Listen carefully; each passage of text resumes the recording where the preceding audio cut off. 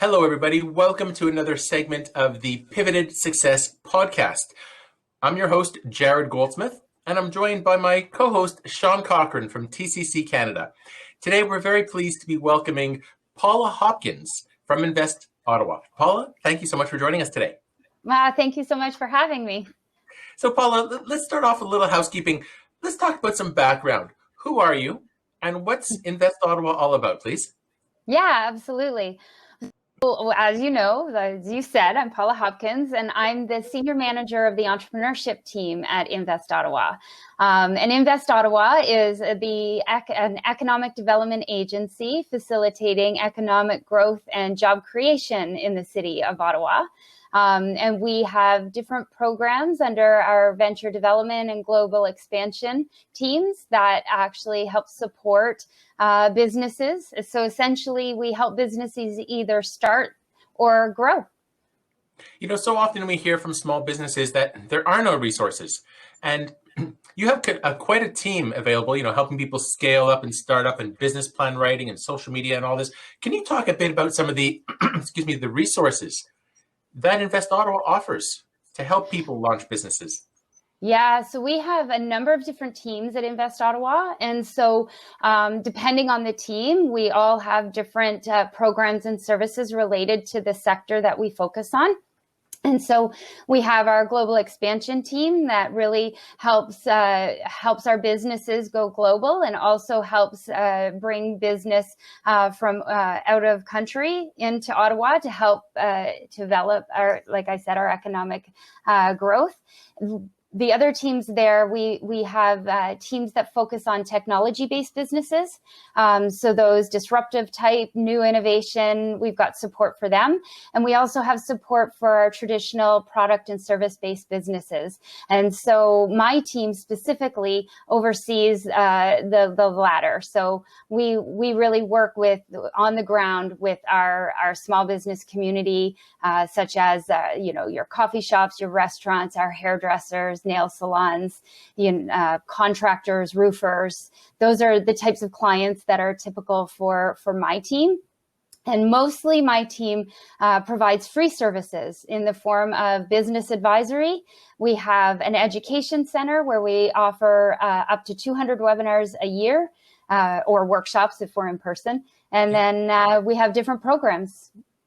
And are all those workshops offered free of charge? That's correct. Yes, they're all free of charge, and they're all focused on either starting a business, so the concepts that you would need to know in order to launch a business, or different things if you're challenged in certain areas while growing your business. So they're all, what I always say is entrepreneurs are really good at what they do, but they may not necessarily be good at all business aspects. And so our webinars and our programs and advisory, but specifically the webinars, they focus on those areas to provide the assistance in the business side that you might be lacking. Right. Well, over the years, I've attended many of the events, and I used to host the workshop on networking. So I'm a huge supporter of what Invest Ottawa does, because so many people are launching a business, and as you mentioned, Paula, they might be really good at something, but they don't know what they don't know about entrepreneurship. That's a perfect way of saying that, Jared. Perfect. Yeah. Yeah, there's a lot of moving parts. So this is fantastic. Let's skip ahead a little bit. Since we're talking about Invest Ottawa, and you deal with launching and helping to promote and grow entrepreneurs and small business, how was Invest Ottawa affected by COVID? Yeah, so we were quite affected by COVID. Excuse me. Like everyone, right? Most of, especially my team, but most of what we do, excuse me. Okay, that's fine. Actually, Sean, we'll edit this little section out here. Frog in my throat. I apologize. Actually, now's a good time for me to get a coffee. About that. It always happens, right? Anyways, so back on track. So most of what we do, how we were affected, especially my team, we're very in person. So a lot of our services were provided in person. So like many businesses, we had to shift online. There were other teams inside of our organization, such as our talent team, that is focused on helping bring talented people into Ottawa to support our technology-based companies. And of course, when the pandemic hit, now we shifted their services to helping displaced workers in Ottawa versus trying to bring people into Ottawa. So it's types things like that. Everybody at Invest Ottawa, we were all affected in one way or another, for sure. Sure. And I know. So Paula, sorry. I was just going to ask, how long have you been with Invest Ottawa? Oh, good question. Yeah, I've been here. It'll be 8 years in June. I've been a part of the Invest Ottawa team. Yeah, it's So been what awesome. drew you to Invest Ottawa 8 years ago? Love. I had my husband lived in Ottawa at the time, and so I moved Ottawa way. But the team that I work for at Invest Ottawa, it's funded by the province, and it's considered a small business enterprise center. And I was working for the small business enterprise center in my hometown of Brockville. And so at that time, a job opening came up in the team was the team that I was working for in Brockville. And so I made the transition. I was lucky enough to get the position there. So that's what drew me there. But really, my past, I'm an entrepreneur, so it's in my blood. So I've had many businesses on my own, and so my goal has always been to help people not make the same mistakes I've made as an entrepreneur. So that's kind of my past and what drew me to Invest Ottawa. Oh, that's great. No, it's great to have that mindset as well, because it's easy to read a book and interpret what the entrepreneurship journey is like, but until you've lived it and felt the pain of the mistakes that you can make along the way, then you don't really know what it's like, right? So I think that's a great perspective to have. Thank you. Yeah, it's true. There's an analogy that I used to say years ago was, a little bit of warfare. Who would you rather follow through the trenches? The grizzled old sergeant who's been there for 3 years, or the new lieutenant right out of West Point? Who doesn't know anything. So having the experience as an entrepreneur is so valuable because you understand the throes and the issues that many of us are going through while we're launching. So yeah. Yeah. Paula, let's talk about you personally. How were you affected by COVID? Well, like I'm sure a lot of us that are listening, my parents, or my mom is elderly, and my husband's parents are elderly. So I actually haven't seen my mom in person for over a year now. I've had window visits and doorway visits, that kind of thing, but not in person because her health is a little compromised. So that has been very hard. To not be, I'm definitely a people person. My family means a lot. So people and being around people, I think one of the hardest things I've found is like, I'm a hugger, and I just can't be in person with people and hug people. So that's been a challenge for sure. So it's really the connections, I think, that has, for me personally, that has been the most difficult through this time. My husband and I are lucky. We live in the country, so we have a lot of land, and so being stuck inside isn't an issue for us, which we're super fortunate for. But that I think it's more the connections, I think, that has been the hardest. Right. So, Paula, as you were sort of experiencing that mid-March panic that everybody else did, what was it that your team did internally to be able to sort of pivot and get into action in this virtual world that we've all been just suddenly thrown into?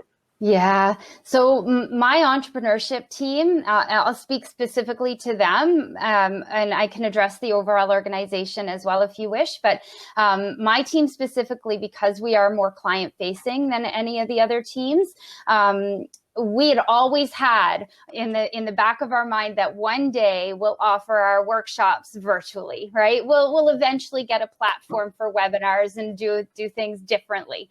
And literally within a week, we had to move everything online. So we had to source a platform, we had to get it implemented, we had to learn it, and then get our speakers all up to date, and then get the ball rolling again. So I would say within a week, week to week and a half, we had all of our webinars online. We shifted all of our advisory services online to virtual, and we also ended up we were right in the middle of starting to launch one of our programs. We have a youth entrepreneurship program that we run over the summer. And so we had to turn that program into a virtual online program as well. So those were like every piece of my side of Invest Ottawa just had to completely shift the delivery method. So that's personally for me, that how it's affected. And I know that the Digital Main Street initiative, I've been one of the ambassadors for a long time. Can you talk a little bit about how that is helping entrepreneurs in Ottawa? We are so thankful for that program. It has reached so many business owners. So the Digital Main Street program, there's many pieces to it, but essentially what it helps businesses do is if you don't have an online presence, there's a program called Shop Here under Digital Main Street that will get you an online store or online presence up and running. And then Invest Ottawa is overseeing the future-proof side of the Digital Main Street program. And in that side, again, we offer webinars, so learning that anybody can attend. But the key piece to this is we have business advisors that really help you understand the shift and pivot that your business needs to have. And then we also have transformation teams, which are teams of students. We have 100 students right now that are working effortlessly, tirelessly on helping our businesses improve their online presence. So whether they need logo refreshes or they need ad campaigns or setting up a campaign, understanding what that is, all of those different things that are more technical in nature, our teams will just do it. And again, these programs are all free for entrepreneurs. So we've had so many success stories come from that program. So the Digital Main Street program is a phenomenal. If those on the call or listening have not heard of the program, visit Invest Ottawa's website and check it out, or send me a personal email, because I'd be more than happy to help guide you. It's been pivotal in the support of our local communities. It's often hard to pull sort of positives from a situation like this pandemic, but I have to look at that as just a benefit for so many different organizations that didn't value maybe an online presence, didn't need it because business was good. But it's been sort of forced upon them now, and there's resources like that to be able to take advantage of. And having all those students being involved, not only do they get the incredible experience to work with all these different businesses, but they actually get to help. So, I mean, really showing that entrepreneurial spirit and what sort of gets instilled upon them going forward. So, I mean, yes, it's a tough year, but hopefully from that, all of these kids and all of these businesses come out a bit stronger, right? Absolutely. That's what we are finding for sure. A lot of our programs and services, we've reached more people doing virtual events than we ever had in person.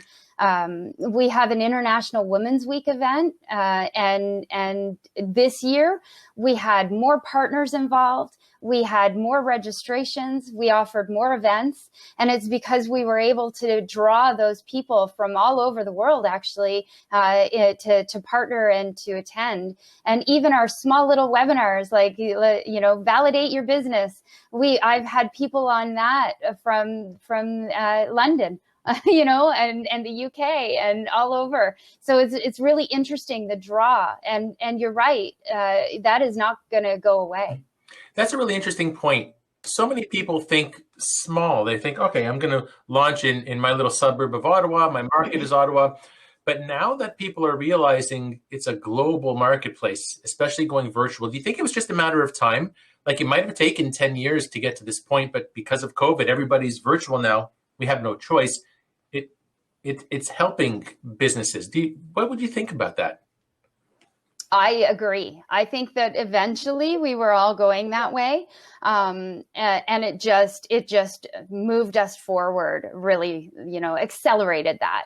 I don't think that the traditional way of doing business, like our in-person, our local shops and restaurants, those are never going to go away either. I think what it's done is it's just added to the services and the ability for us to reach more clients. So I don't think one's leaving us. I think we'll get back to some form of normal. But you're right, Jared. I think that this has just moved all businesses. We fast forwarded to an area that I think would have eventually happened anyways. Yeah, as someone who hosts virtual events, my market's not Ottawa anymore. It's really something. So let's talk about how you, Paula, how has COVID made you pivot for success? How have you changed your mind frame? Like, why don't you walk us through a typical day, if you will? A typical day. Oh goodness. So, with regards to work, I'm assuming. Yes, please. yeah, I know. So for me, what's happened is, it's a kind of good, because I'm sure a lot of us here are feeling this too. It's good and it's bad. I can be connected at any time. Right. When I'm, if I need to be online, it's, 6:37 in the morning, I can be online later in the day. So as I mentioned, my husband and I live in the country. So we had an hour and a half commute, into the city daily. So now that is actual productive time for me. So I'm actually getting a lot more done. So what we find is that a day in the life of, it changes daily because it depends on what we're offering. But we've usually got a webinar that we're hosting or running. We have our clients, and we usually have about, I'd say 6 or more business advisory services happening in a day. We have our programs that we're constantly interacting with the individuals in our programs. So every day is different, but it's been good connecting with the clients. I can absolutely understand and agree with you. It is a pro and a con. For those of us who don't have to deal with traffic, I can imagine. I used to drive that back and forth when I was at McGill in Montreal. It took like 3 hours a day. And you get used to it. It's part of your lifestyle. But now we have all this extra time. People are working probably harder than they ever have without realizing it. Do you think there's more opportunity for mental burnout, like mental health issues because of this? 100%. And that is, and especially, unfortunately, we don't have children. And so those families that are working from home and also have children and schooling and all of that they're dealing with, that's a world I don't even understand and can't even imagine. So that's definitely a challenge as well. So 100% mental health is an issue. And Invest Ottawa our executive team has been wonderful at recognizing this, and they have implemented ways to try to keep us connected and to try to help support us if we are dealing with any of these challenges. So they've implemented coffee connections. They've implemented dedicated work time. So times where you have your meetings and times where you don't, because there at the beginning, you were online 7 a.m. till 7 p.m. talking to people, and then getting your job done you've still got to do that in the middle. So they've recognized that and put dedicated days, no meeting work days in place. They've implemented lunchtime wellness training. So they've got support there. So they've done a really great job at trying to help manage that. But again, it's not easy, and everybody will deal with it in different ways, and they all have different situations. But I could go on about the mental health side, because it is definitely, these times are challenging for people and in different ways. Why don't you explain a little bit more about how it is affecting entrepreneurs? We have a bit of time. We'd love to get into more of the meat. Yeah, so entrepreneurs, Well, it depends on what business you're in, right? I think entrepreneurs are prone to burnout anyways, right? I think they're prone to working all hours, 24/7. And so now what's happening though is not only are they working 24/7, now they have to shift their whole thinking about their business. So as I said, entrepreneurs are good at what they do. And now what's happened is we've had to take what we know and turn it upside down and try to figure out a way now to survive. And so now that 24/7 not just becomes, what you're good at and what you know, now it's 24/7 in a stressful environment that you're trying to figure out in order to, because if we don't, how am I going to feed my family? How am I going to keep my staff employed and feed their family? And so the level of stress and related to today is even more than just the regular entrepreneur 24/7, if that makes sense. I think people don't realize the amount of work, effort, and time that goes into launching a business. People think, I'll do a side hustle. I'll do it on the side, this, that. I remember for years, when I launched my first business, I'd be working, so many hours a week, and I'd come across a friend who's in government. Oh my God, I worked 50 hours this week. And I thought, I remember what it was like to have a part-time job. I wish I only worked 50 hours. Are you kidding me? Yeah. Like we're on all the time. Like you probably realized, in the middle of the night, you're sending yourself a message, the things you have to do the next day. And that's all you're thinking about, because if you're not hustling, then your business is not going to survive. Absolutely. And that's on a regular day. Now during the pandemic, it's even more stressful. But yeah, you're 100%. And I always used to get, when I had my own business, I always used to get, oh well, you work for yourself. You can go to the gym or play golf or tennis, and you could do that whenever you want. And I'm like, oh my God, I can't remember the last time I stepped out of my store. Right? Like the fallacy of why people want to start businesses. It's you usually find that I'm going to have 4-day weekends. Okay. Maybe in 30 years you can. Yeah, totally. A weekend. What's a weekend, right? So Paula, as we sort of hopefully reach the end of this pandemic, what do you personally look forward to the most of getting to do again? People, hugging. Hugging people. No. But it is the connections. It's getting back to being able to, see my mom again, maybe seeing my team again. We've got so many people that we've onboarded into Invest Ottawa that I've never met, and I've only seen this much of people that we've hired, so it's personally, it's going to be more getting back to those personal connections when it's safe. Yeah. Yeah. Do you see yourself wanting to be back in the office more often than you are now?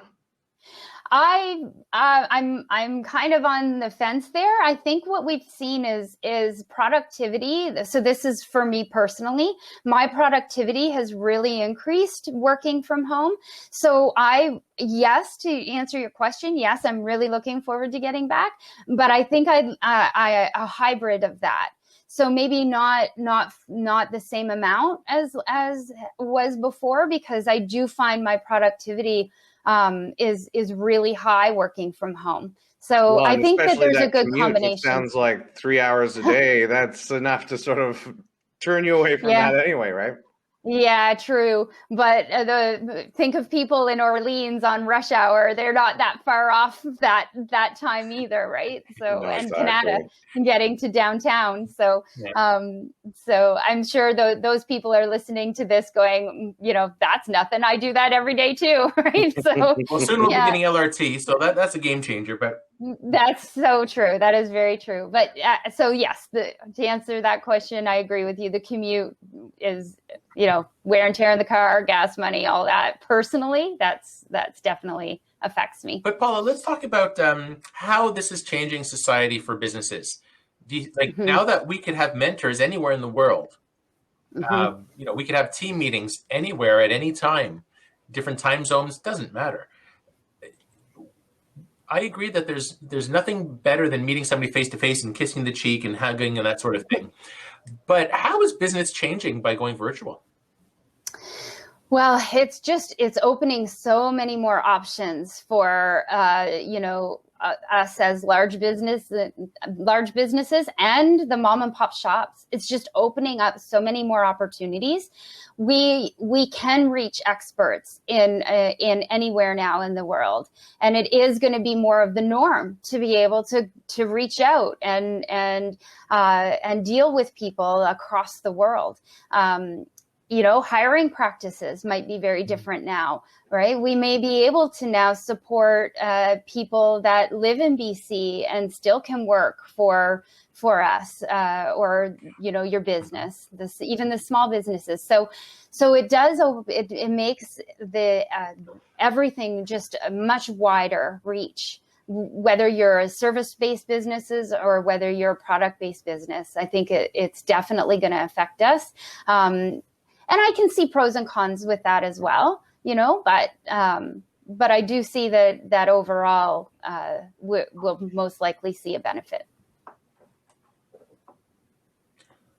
Let's talk about the organization's future. We've already touched a little bit on how it's possibly changing in terms of HR, people working from home remotely. What about the organization's future? Let's talk 6 months down the road or a year from now. What do you think will change over at Invest Ottawa, or stay the same? I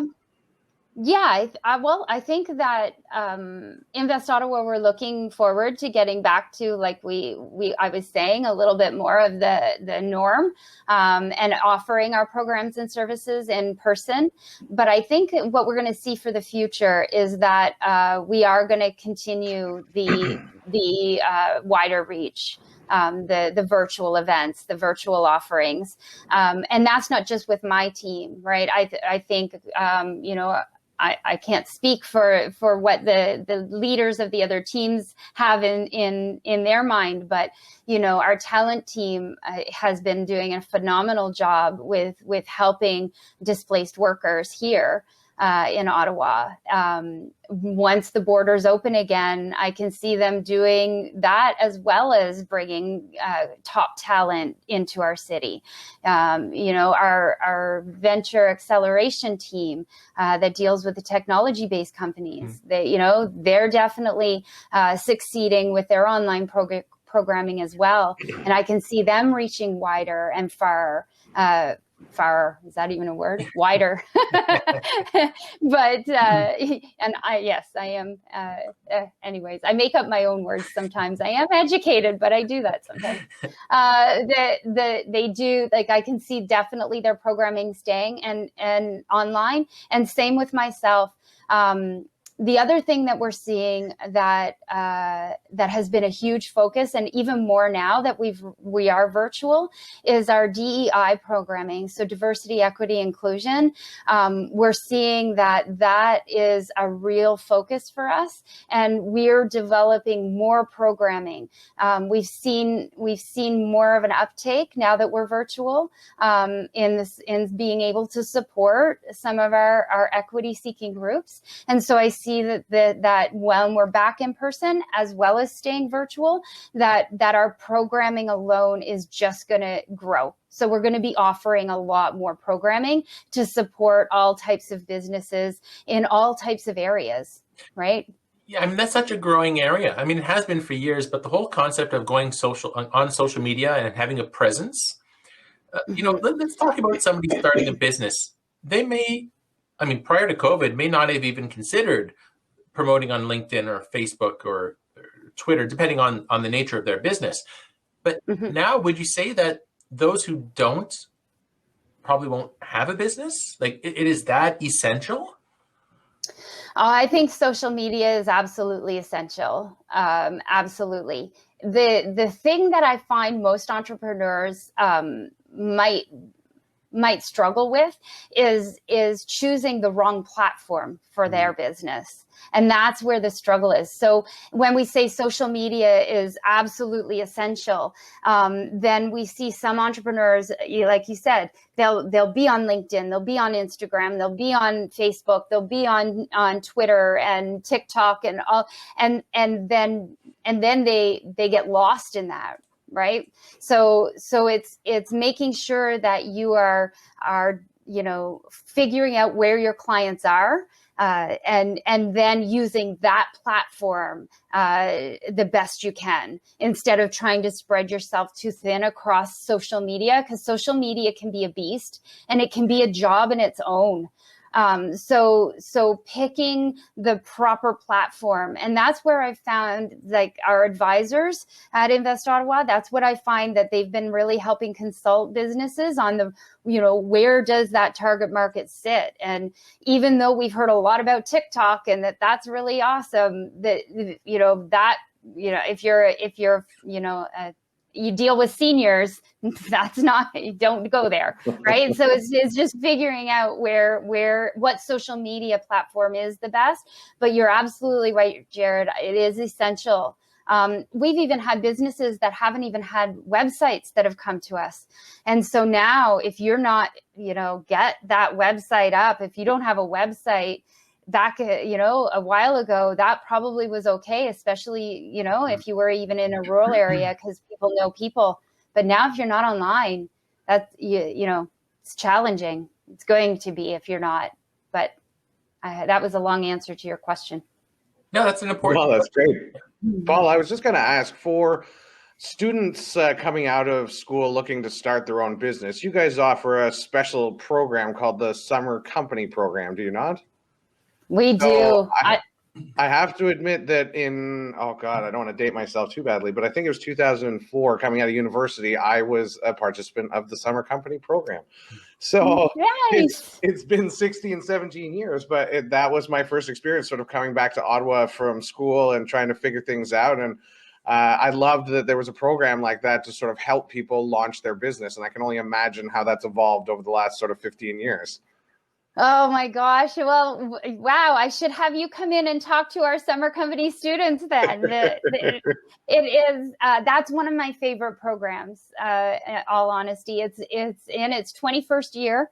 And you're right, that program is to really help entrepreneurs figure out what it's like to run a business. And I'm sure, you do it, you run it. They open a business and they work it all summer, and we provide the training and the mentoring behind it. Jared, you've been a mentor for many, many years in that program as well.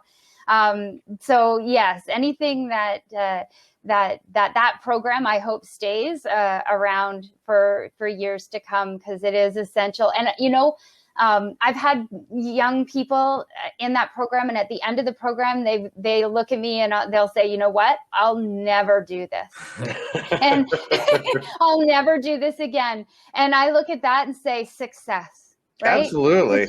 How many people use their savings and then get into it and think, what have I done? And so we've helped at that young age either inspire and spark, light that fire for those ones that are really going to be the true entrepreneurs. And then those others that think that it's what they want, figuring out that it's not, that just makes them a better employee, right? So it's an amazing program. Yeah, I love that program. That's such a great contrast, too, that you mentioned, because people do have this pie in the sky sort of view of what being an entrepreneur can be. So, I mean, you work 2-3 days a week, you make a bunch of money, you got a mansion, nice car, everything's great. But the reality sometimes is definitely not that, certainly not in the beginning stages. So to give that sort of early experience to students to be able to be like, wow, I do not want any of that responsibility or any of those headaches. It's such a great sort of shake to the head to at least get people on the right track before they go and, like you said, invest their life savings into something that they end up just hating. Yeah. I'm sure there's statistics out there that most entrepreneurs have high blood pressure because they're stressed all the time, thinking, how am I going to make payroll? If we lose a big client, I can't pay my staff, or how do we pay our rent this month? And all these things that employees have no idea what goes on. Yeah, 100%. Yeah. Yeah, you got that right. Let's talk about some words of wisdom, Paula. Mhm.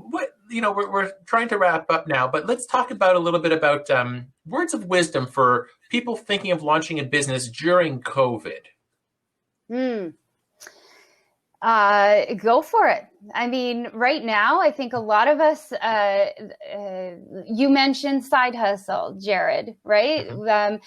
This is I don't, it's called the gig economy, right? Get those side hustles, figure it out. We offer workshops. I think our first,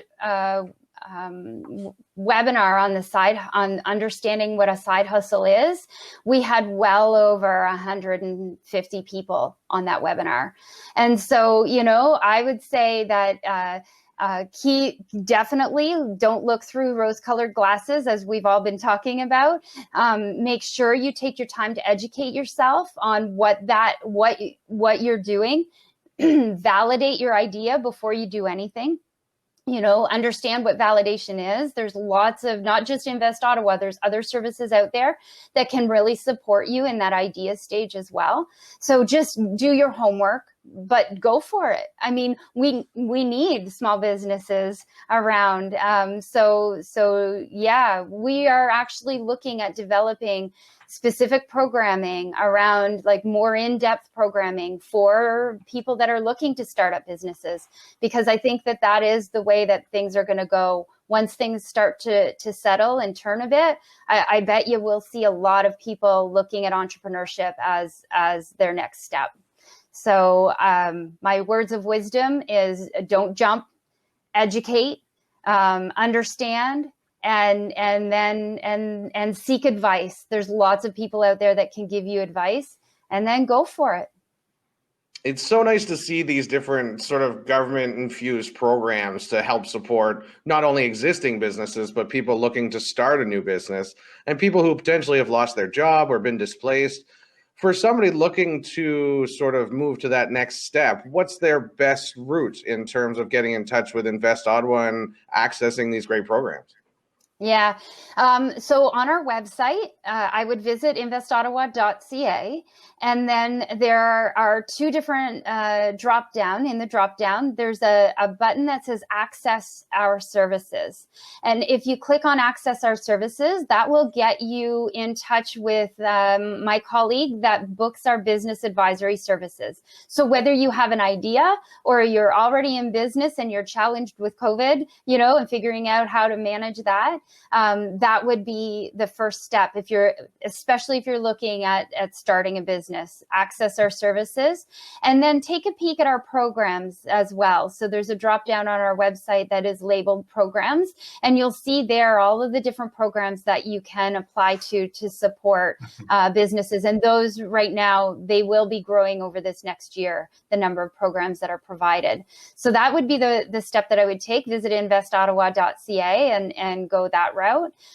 If you're in business already and figuring out that pivot and that side hustle to your business, the Digital Main Street program would be the program I would look at, the future proof side.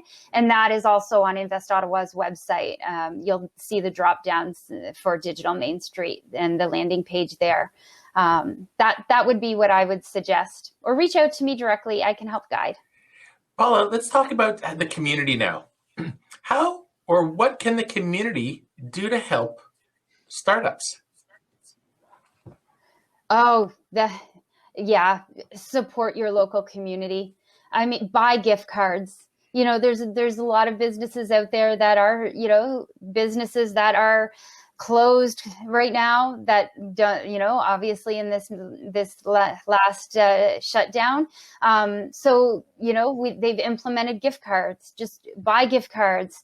Get out there, order in. Right? Do takeout, do all of those things, order online, shop local. Our businesses really do need that support. Even though we do have a wider reach, for some of these products and services, we do want to definitely try to maintain our community and look to find those services within our community. So I would say that, and be kind to each other. Because as we've all mentioned, stress levels are so high right now. We're all living a different life. Like, we're all in different situations, and mine is different from yours, and it doesn't make it any better or worse. It's all relative to what we're each going through. So my other thing is just try to be kind to each other, and be kind, to our business community, and shop local. Yeah, there's no doubt that we have to stay in business. And as an entrepreneur, some of us might look at this as an opportunity. And those of us who've been in business, well, we have to change to stay in business. And this is what being adaptable and mobile means. So yeah. Thank you so much, Paula. So today on the Pivoted Success podcast, we were very pleased to be welcoming Paula Hopkins from Invest Ottawa. On behalf of my co-host, Sean Cochran from TCC Canada, myself, Jared Goldsmith, thank you so much for tuning in. Paula, thank you so much for sharing some of your wisdom with Invest Ottawa with us. Oh, thanks, Jared and Sean. It's been a pleasure.